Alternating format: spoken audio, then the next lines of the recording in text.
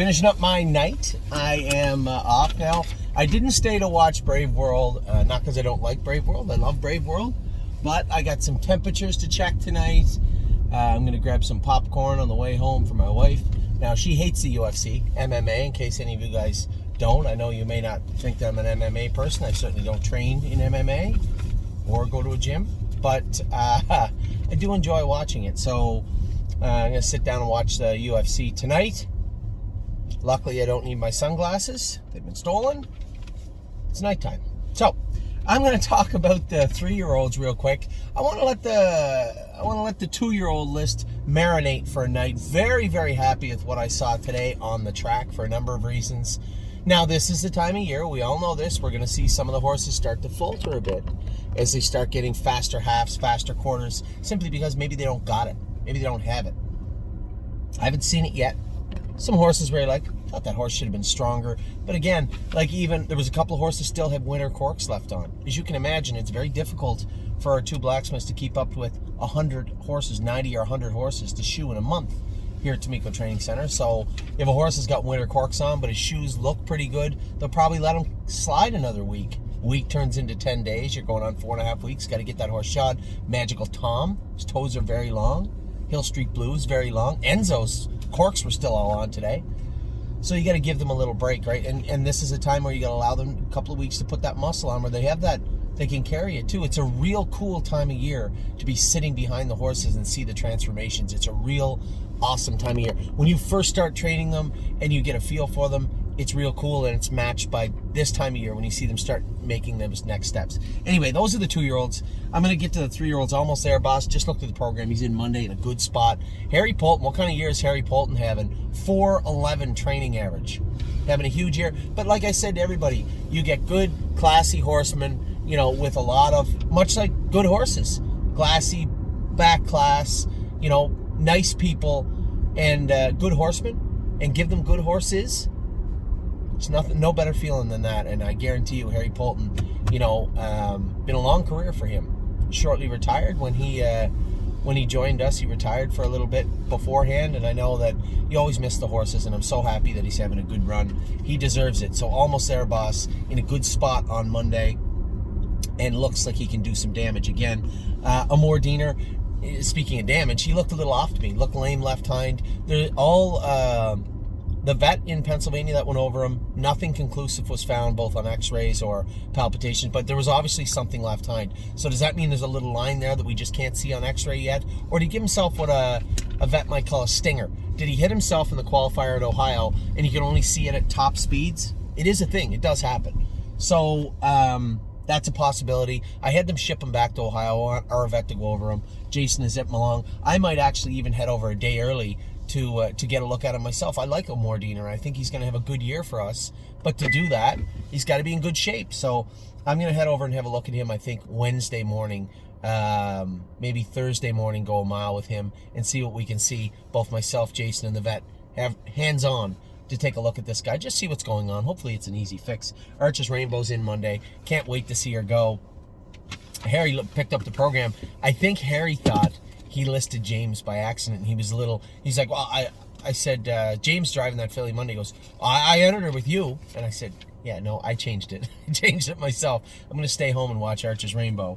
There's no reason for James McDonald to be sitting on the bench in the maiden trot race. So Arches Rainbow just is going to get James on Monday. She's going to get better and better and better as her stifles get stronger, her back, her shoulders. She starts to get a little more confident. I'm so proud of the focus she pays. You guys have no idea, you know, that little issue in her throat, how much of a problem that could be, might be, but right now isn't. That's overcoming adversity, no doubt. So I love this filly. I hope she does well for everybody, all my partners on her, but for her herself, because for her to put in the work she's put in to get to where she is, it's impressive. Better Be Sawyer, oh my God, almost the exact opposite. She's got a wealth of ability and just doesn't really want to put it forth all the time. Fast filly, she's already proved how fast she was in one of her first lifetime starts. And no doubt she'll make a good overnight horse, but she's not a stake filly. And she'll be sold on Monday on the Preferred Equine online auction. Blue Bayou Dio, I guess, trained very, very good today. She's going to be in on Thursday. I doubt she'll be short. Is she going to trot in 55? No. 56 and a piece 57, I think, pretty handily, but not 55. Man, I love this filly. I can't wait to see her race. Another filly I love a lot is Bomb Hugger. I'm going over to qualifier Thursday. 2 qualifiers for Bomb Hugger. Then I believe the plan from right now, me speaking out loud, would be send her, we built sort of a relationship with Corey Stratton, send her down there, have him race her in the, I think it's called the Lady Suffolk in Freehold Raceway. Get a race there, and then if everything goes according to plan, Jared Bothwell is going to be the captain of our New York string, our New York flagship, so to speak.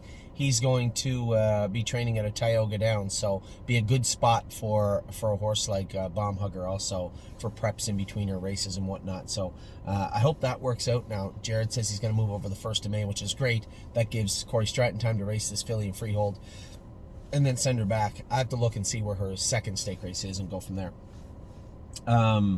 Captain Mike Dio, just bad timing. You know, if we had a time where we could race him 5-10 more times and not care, I think he could come on and be a good horse. He'll be a good racehorse at some point in his life. It's just not now. You know, the attitude and the focus and the fortitude just isn't there. He isn't putting forth a great effort, and that will come with time, but time he doesn't have, not for us. So he's going to head down the road on Monday and join a different stable. He's on the online auction also. Century Invictus is in to go tonight. Good luck to everybody. I'm doing this Saturday, obviously. Really turned into a nice colt, so good things ahead for him, hopefully. Confederate Cruiser is in tomorrow at Northfield Park. Not really sure what he is yet. He's an okay horse. I mean, he's not nearly as good. I'm concerned because Procrastinator is a better horse and is 9-1, and yet Confederate Cruiser is 8-1. I don't understand that, but we'll see. We'll see. I haven't really looked at Procrastinator's crew, but man, he's been very, very good all spring long. Eyes at 10, very happy with her race last night. She wasn't completely healthy. Now, she's not in to go in the first leg of the Iron Maiden series, but she will be in the second one. Very happy with what I've seen from her. Tuesday, she'll head over to Northfield. Thursday, we'll school her off the gate, just to make sure she's tight for the next Wednesday when she races. Garden State Dio is in the field. She'll remain there until mid to end May, and then we'll bring her back in. Grace will qualify on Friday. She looked great training, great schooling on Friday at Mohawk. Massive Profit has been awesome. Couldn't ask for much better than the way this guy's come back. He looks great. Matt's MVP also, at my expectations, were way behind where he is. He's not only work-wise, speed-wise, but attitude-wise. I wish he was sounder, and I think we can work on that throughout the year. All of his issues are not, one, they're not going anywhere, and two, they're not of the variety that you can't manage. So that ankle, that knee, and the secondary stuff, his back being tight, that check ligament, all that stuff can be worked on, and it takes a horse to want to do it. He was awesome the other day here schooling. Very, very good. So he'll also race Thursday, upcoming Thursday, at Mohawk in the Maiden. Of Tom will qualify Thursday. It just dawns on me, I'm going to have to get back quick from Northfield Park on Thursday to here, because I will drive Matt's MVP. A little tricky. It's not that James certainly can't get him along. Of course he can, but he doesn't have time to get acclimated to Matt's MVP. I know him. I know his quirks. I'll drive Matt's MVP on Thursday. So Of Tom will qualify. 1-2 Skip a Few will school. It could just be a combination of things with 1-2 Skip a Few. Maybe I thought she was a little more ready than she was. I didn't run her myself. I didn't gallop her myself. I don't know how stretched out she was. I know when I trained her in 2-1, I come off the track and said, she's ready to go. But maybe that was just her being her. Remember, this is a consummate workaholic. This is a filly that loves her work. So I think what we'll do is just train her back in 2-3 on Thursday. See how she feels. If she feels stronger, then we'll reassess after that. I don't really care about the Iron Maiden series. My goal is having a good filly in Ohio. And yes, her AST was a little high. I think her differential was flipped. There was some mucus there. There was enough to go around.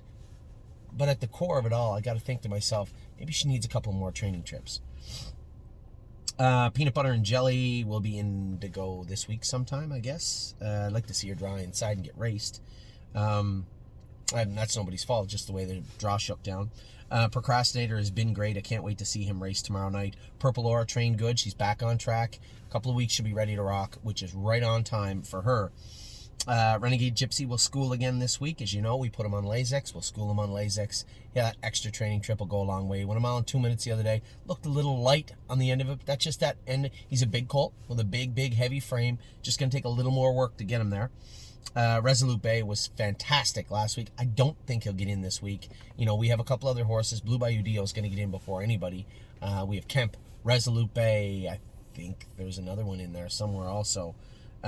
So he may have to sit a week. That's okay. The way he raced the other day, he can sit a week. It's okay. Slim Jimmy was awesome as qualifier. We'll come back with a mile 58 a piece, 59, maybe even 2 minutes with him. I just want him strong and training good. He's been in 56, probably ready to trot in 55, but I'd like to have a mile and 2 minutes in between.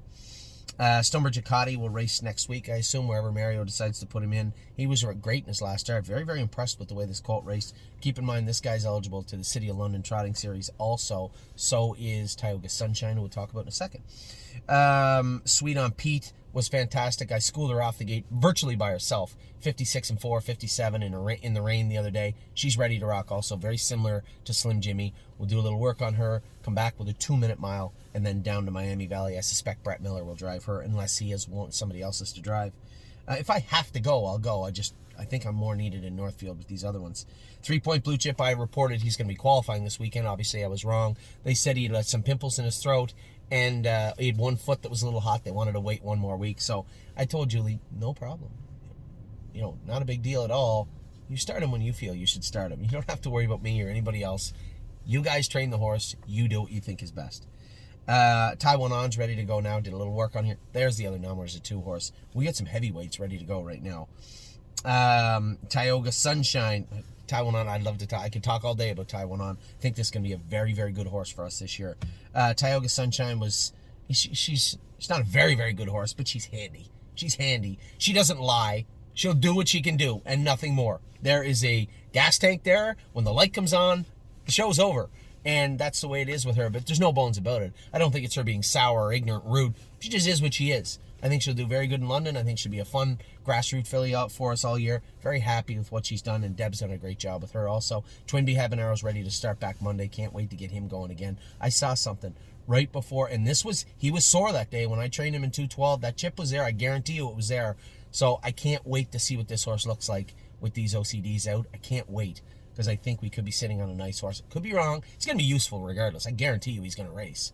I can't wait to see what he looks like. Twinkle in Her Eye just won. I just watched her win 25 minutes ago before I left Mohawk. She looked good, so congratulations to everybody. Good night so far. Second with Bolt Power, a win with Twinkle, and now Brave World. I missed his race. I'm sitting here in the gas station across the street. I just missed his race. Hopefully he did good too. Unbeatable Kemp was awesome this week. Third, trotted 56 flat. We might give him a week, might race him back. I don't know. We'll see how he looks next week. Will to Win Hanover's going to miss 1 week. We'll probably train her hard Wednesday. Another non-winners of 2-horse. That's 5. Probably train her hard, and she'll either race Monday or Thursday at Mohawk of the following week.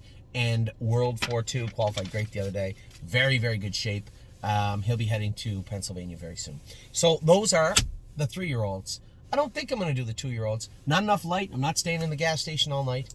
I'll probably do on my way to the Toronto Blue Jays game tomorrow with no sunglasses. I am going to do I'll do the 2-year-olds, and I'll do the opening for you. So take care, everybody. Hope you had a great night.